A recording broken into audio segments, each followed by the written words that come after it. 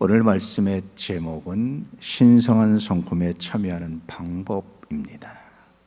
갈라디아서 3장 27절 말씀입니다. 함께 읽겠습니다. 누구든지 그리스도와 합하기 위하여 세례를 받은 자는 그리스도로 옷 입었느니라. 아멘. 누구든지 신분이라든지 혈육이라든지 민족이라든지 모든 조건을 초월해서 죄인으로 불리는 사람이든지 의인으로 불리는 사람이든지 이런 모든 조건도 초월해서 누구든지 그리스도와 합하기 위해 세례를 받은 사람. 세례는 뭐죠? 그리스도와 함께 죽고 그리스도와 함께 살고 그리스도와 하나가 되는 중요한 예식이라는 겁니다. 신앙 고백이라는 거죠. 그렇게 세례를 받은 사람들은 어떤 열매를 얻습니까? 그리스도로 옷 입었느니라. 그리스도와 합해서 우리의 마음의 본질이, 우리의 삶의 본질이 바뀌었기 때문에 이제는 그리스도로 옷 입는 사람, 이 사람이 바로 그리스도인입니다. 이런 의미예요. 그리스도로 옷 입었다라는 것은 세례를 전제로 하는 거죠. 그래서 세례를 받은 사람은 그리스도로 옷 입었다라는 말씀인데요, 이 말씀을 묵상하면서 신성한 성품에 참여하는 방법을 발견하고 찾게 됩니다. 결론적으로 말하면 여유예요. 여유가 그리스도인으로서 살아가는 방법은 여유입니다. 정말 놀랍죠. 그 여유가 우리를 새롭게 하고 신성한 성품에 참여하게 한다라고 말씀하고 있는 거예요. 어떻습니까, 여러분? 그리스도로 옷 입으며 그 여유를, 그 은혜를 가져볼 수 있기를 주 예수의 이름으로 축복합니다. 할렐루야. 그렇게 말씀 묵상하다 보면 이런 질문이 나오죠. 그리스도로 옷 입었다는 말씀의 의미가 무엇입니까? 도대체 어떻게 하면 그리스도로 옷 입을 수 있습니까? 그리고 그것이 신성한 성품과는 도대체 무슨 관련이 있습니까? 이렇게 볼 수 있죠. 이런 관점으로 말씀을 다시 읽어보죠. 누구든지 그리스도와 합하기 위하여 세례를 받은 자는 그리스도로 옷 입었느니라. 무슨 의미일까요? 그리스도로 옷 입었다라는 말씀의 의미가 뭘까요? 성서에서 찾아보면 몇 가지 의미가 있어요. 그런데 그 중에 가장 중요하게 기본적으로 다가오는 것은 빛의 갑옷을 입었다라는 에베소서의 증언입니다. 우리가 빛의 갑옷을 입었다. 다시 말하면 이제는 어둠의 삶을 살았는데 이제 빛의 갑옷을 입었습니다. 로마서의 말씀을 참고해 보면 그리스도로 옷 입었다라는 것은 정욕을 위한 육신의 일을 중단했다는 겁니다. 우리가 살아가는 삶의 목적이 바뀌었다는 거예요. 세례받기 이전에는, 우리가 그리스도인이 되기 이전에는 정욕을 위해 살아갔어요. 내가 잘 먹고 내가 잘 살고 내가 행복하고 내가 평안하고 이걸로 해서 다투고 아기다툼하고 아둥바둥하고 그러고 살아갔어요.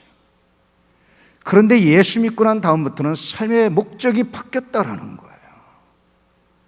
바뀐 목적을 가지고 살아가는 것이 그리스도로 옷 입은 겁니다. 저는 역사를 보거나 이렇게 사람들 보면 참 마음이 아프고 불쌍할 때가 있어요. 지금 여야 다 이렇게 대통령 선거한다고 경선하잖아요. 저렇게 비난하고 저렇게 공격하고 저렇게 해서 대체 뭘 얻으려고 할까? 그렇게 얻은 자리가 그렇게 영광스럽고 좋을까? 제가 보기엔 현재 우리나라 정치 구조는요, 세종대왕이 와도 욕먹고 난리 날 거예요.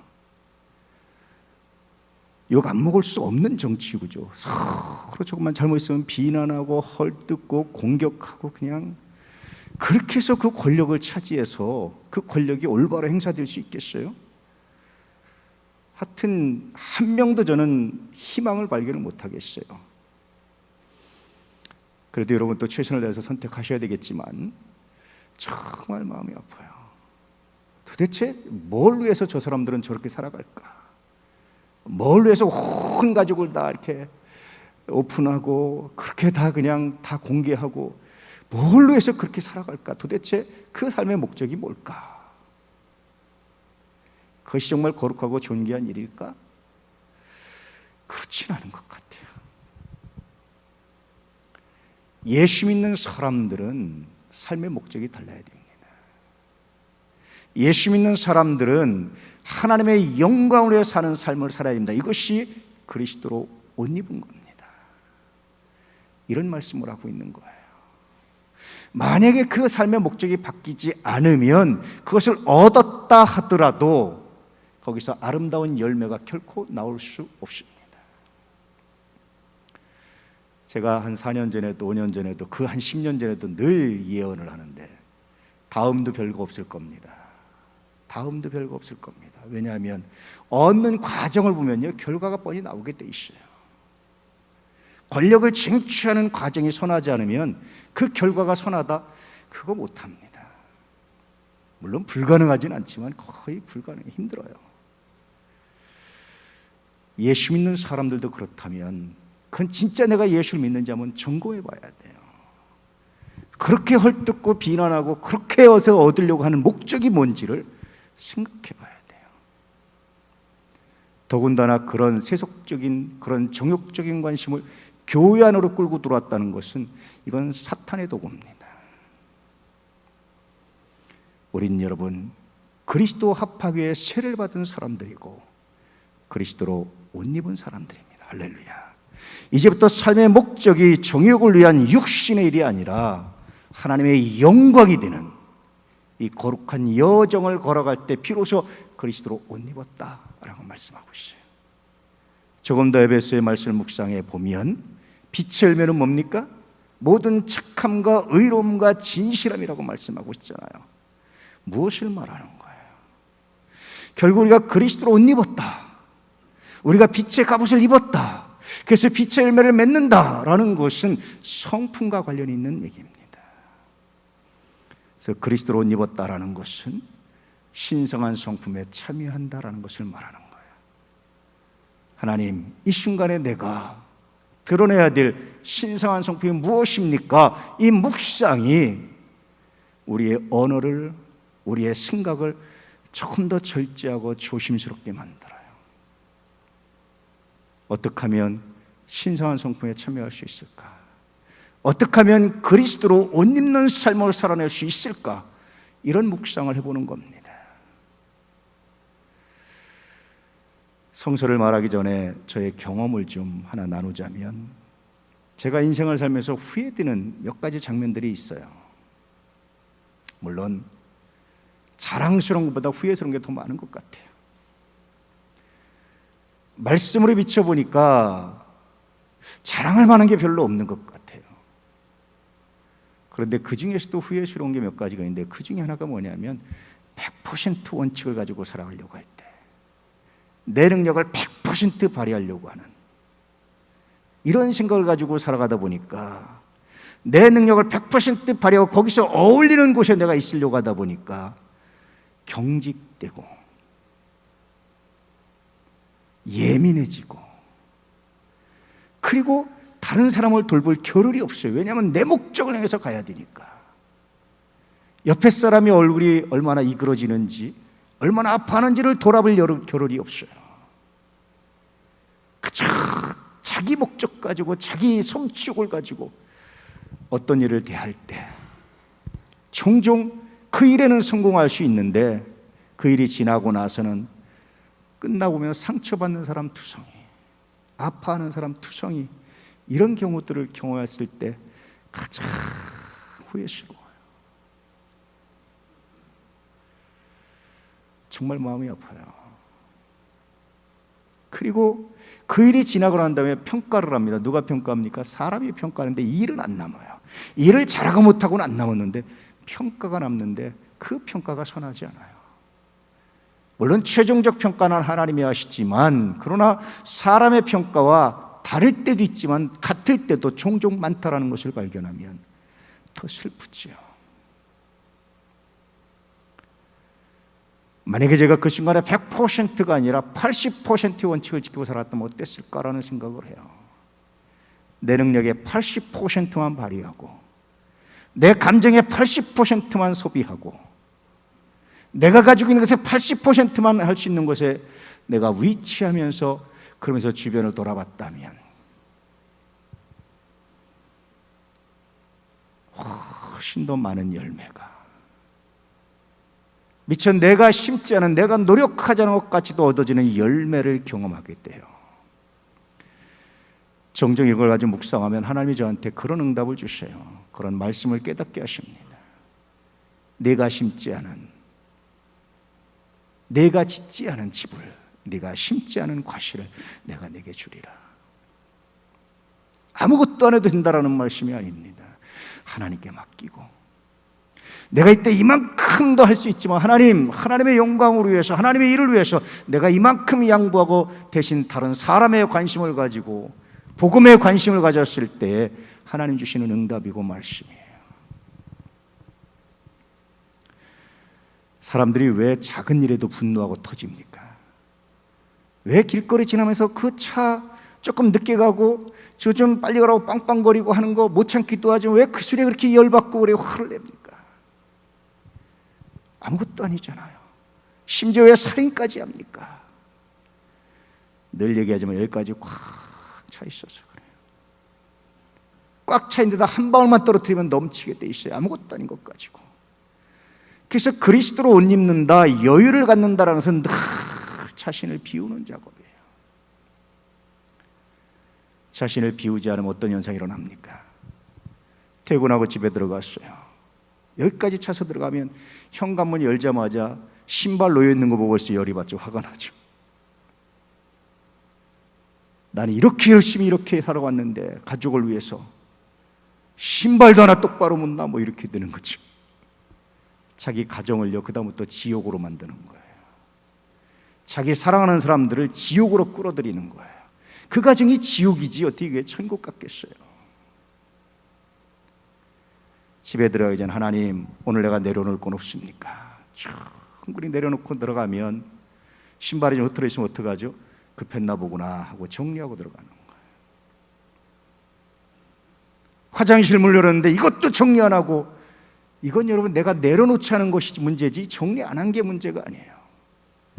내가 내려놓고 비워내면 100%가 아니라 80% 정도만 여러분 채우고 나머지 20%의 여유를 가지면 내가 청소하면 되는 거잖아요. 내가 하기 싫어서 다른 사람 비난하는 거잖아요. 모든 현장이 그래요. 80%는 적당한 타협을 말하는 게 아닙니다. 능력의 여유분을 갖는 거예요. 감정의 여유분을 갖는 거예요. 자기 할 일의 여유분을 갖는 겁니다. 거기에 덕과 절제와 인내와 같은 것들을 믿음에 덧붙일 수 있는 여유를 가질 때 비로소 신성한 성품에 참여할 수 있다는 거예요. 좋은 감정도요 한 80%만, 분노도 한 80%만, 그러면 나중에 돌아올 길이 생겨요. 그렇지 않으면 돌아올 길이 생기지 못합니다. 퇴로를 막아놓는 사람, 배수의 진도 필요하지만 그건 정말 극단적인 한두 번 경우고요. 나머지는 다 퇴로가 있어야 되는 거 사람이. 제가 종종 자주 말하지만 성경 외에는 100%가 없어요. 말씀 외에는 100%가 없어요. 저는 제가 이렇게 하겠습니다라고 말하는 것은 그렇게 노력하겠다는 것이, 나는 그렇게 할 수 있는 권한이, 능력이 나한테 없어요. 맹세하지 말라는 게 뭡니까? 그럴 능력이 너한테 없다는 거예요. 사람한테. 단지 최선을 다해서 그렇게 하려고 노력합니다 라는 거죠. 왜 내가 단정적으로 말하지 않겠어요? 남겨놓는 거예요, 여유분을. 왜냐하면 내가 완벽하게 말한 대로 실천하고 이룰 수 있는 능력이 나한테는 없어요. 환경이 어떻게 바뀔지, 상황이 어떻게 바뀔지 나는 몰라요. 그건 하나님께 달린 겁니다. 늘 남겨놓는 거예요. 80%의 원칙을 가지고 살아갈 때 비로소 정말 행복하게 돌아볼 수 있는, 덕을 세우고 배려할 수 있는 그런 여유를 가질 때가 종종 있습니다. 나태해졌을 때 생각해 보니까 자기 능력의 50% 정도 발휘하면서 만족하고 살아갈 때, 한 달란트 받은 자가 땅에다 묻어놓은 것처럼 이 사람들이 주로 하는 게 뭡니까? 책임의 피, 핑계, 전가, 이런 거 하는 거예요. 아이, 난 못해요. 난 시간 없어요. 난 안 돼요. 이런 말 주로 하는 거예요. 재밌는 거는요, 100%나 50%나 신성한 성품과 무관했다는 거예요. 제 경험에 의하면 80% 정도의 가치를 가지고, 원칙을 가지고 살아갈 때 가장 신성한 성품에 근접하면서 배려하면서 살아갈 수 있었다라는 것을 경험하게 됩니다. 이제 성서의 이야기를 합니다. 하나님의 사람들은 그랬을까? 보니까 바울도 그렇고 많은 사람들이 이런 방식으로 살아갔어요. 우리는 바울이 아주 치열하게 막 그냥 악착같이 살은 것처럼 복음 전하기 위해서 그냥 치열하게 살은 것만 생각하잖아요. 그런데 바울 서신들을 다시 읽으면서 깜짝 놀라는 게 있어요. 다 사용하지 않는구나. 자기 체험을 다 말하지 않는구나.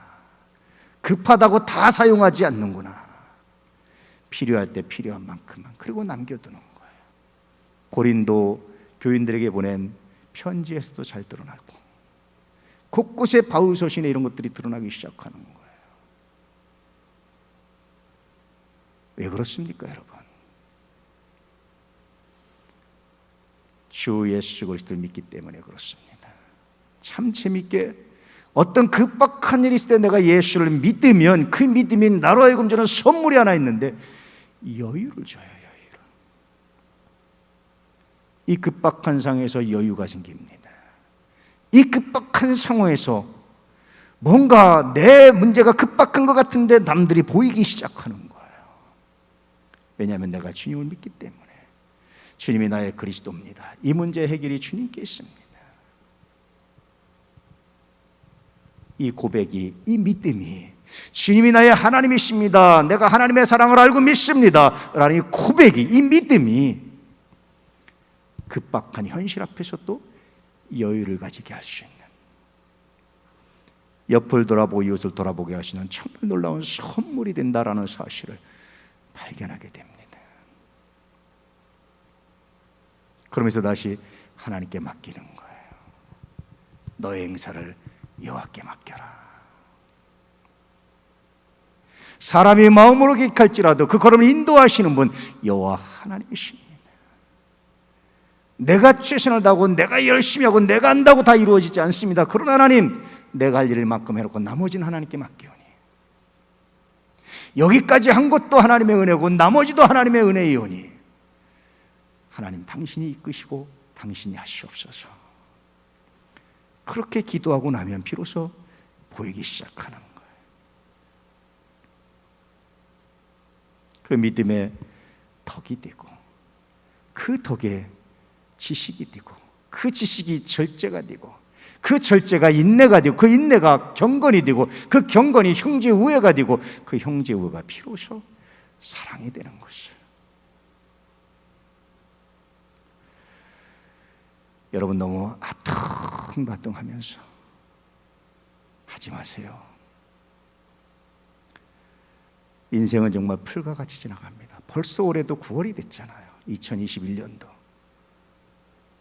너무 아둥바둥 얻으려고, 싸워서 이기려고, 하나라도 더 가지려고 그러지 마세요.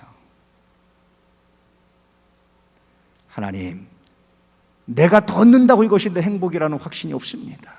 내 소원들이 이걸 이룬다고 해서 이것이 나에게 반드시 복이라는 확신이 내게 없습니다. 그저 내가 주님께 드립니다. 지난주에 검색을 하다 보니까 영국의 어떤 여자분이, 이분이 일주일에 그저 주급 우리나라 돈으로 10만 원이 안 되는 돈을 벌고 살던 분이 우연히 산 복권에 당첨돼가지고 400억이 넘는 복권이 당첨됐어요. 쓸쓸하게 자택에서 돌아가셨는데 이분의 고백이 그런 겁니다. 나는 복권에 당첨되기 이전이 훨씬 행복했다. 복권에 당첨되고 나서 내 삶은 지옥이었다. 동의 안 되시죠? 그래도 돈 좀 많아봤으면 좋겠다고 생각하시죠? 하나님이 여러분에게 필요한 만큼 주세요. 여러분이 가장 행복하고 할 만큼 주세요. 그 하나님께 여러분의 삶을 맡기고, 그저 왜 난 더 못 가졌는지, 난 더 가져야 된다고 아둥바둥하지 마시고, 하나님 당신께 맡깁니다 고백하면서 80%의 원칙을 가지고 살아가 보십시오. 비로소 나보다 더 아파하는 분들이, 비로소 하나님께서 나에게 주신 선물이, 하나님께서 나에게 주신 은혜와 사랑이 비로소 가슴에 기록되고 눈에 보이기 시작합니다.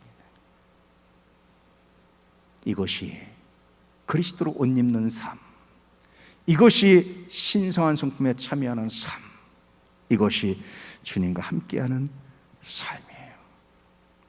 어떤 사람은 고난 중에도 이런 여유가 있는 사람이 있고, 풍족한 중에도 여유가 없는 사람이 있어요. 여유는 소유 때문에 오는 게 아닙니다. 소유가 좀 영향은 줄 수 있지만 절대적인 조건이 아니에요. 여유는 믿음으로 오는 겁니다. 주는 그리스도시요 살아계신 하나님의 아들이십니다. 이 믿음을 간직하십시오.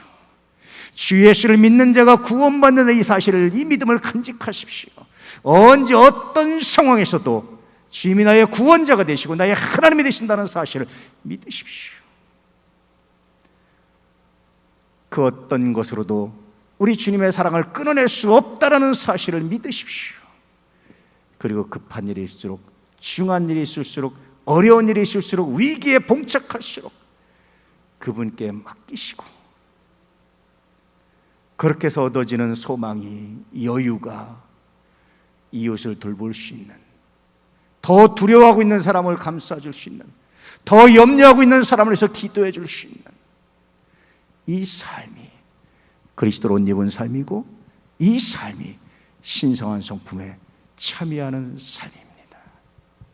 사랑하는 여러분, 이 삶으로 그리스도인다운 놀라운 믿음의 발자취를 남겨갈 수 있는 하나님의 사람들 되시기를 할렐루야 축복합니다. 아멘. 정리해드리면, 그리스도로 옷 입었다는 것은 믿음으로 인하여 발생된 여유를 가지고 정욕적인 일에 일희일비하지 않으며 살아가는 것입니다.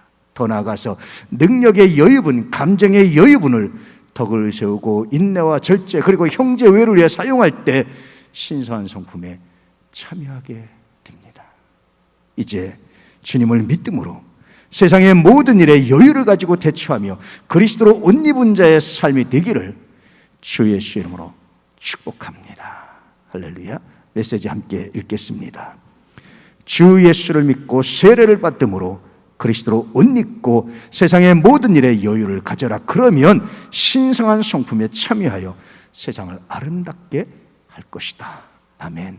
오늘 말씀을 가슴에 품고 함께 기도하기 원합니다. 주님, 믿음으로 여유를 갖고 신성한 성품에 참여하게 하시옵소서. 아둥바둥하며 하나라도 얻으려고 하며 그저 다른 사람을 공격하고 비난하고 깎아내리고, 그리고 무엇을 얻으려고 하는 이 정욕적인 것에서 벗어나게 하시고,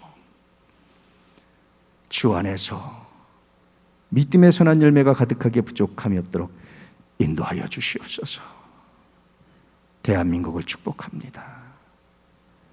정욕을 위하여 대통령을 탐하는 사람들이 아니라 하나님의 영광을 위하여 그 거룩한 자리를 두렵고 떨림으로 사모하는 자들에게 그 일을 맡기셔서 대한민국이 더 아름다워지는, 하나님의 영광을 선포하는 놀라운 기반 위에 세워지게 하시며, 사랑하는 당신의 자녀들이 이 거룩한 꿈을 가지고 나라를 바라보며, 이 거룩한 꿈을 가지고 교회를 바라보며, 이 거룩한 꿈을 가지고 자신의 삶을 바라보며, 이 거룩한 꿈을 가지고 한 걸음 한 걸음 살아내게 하여 주시옵소서.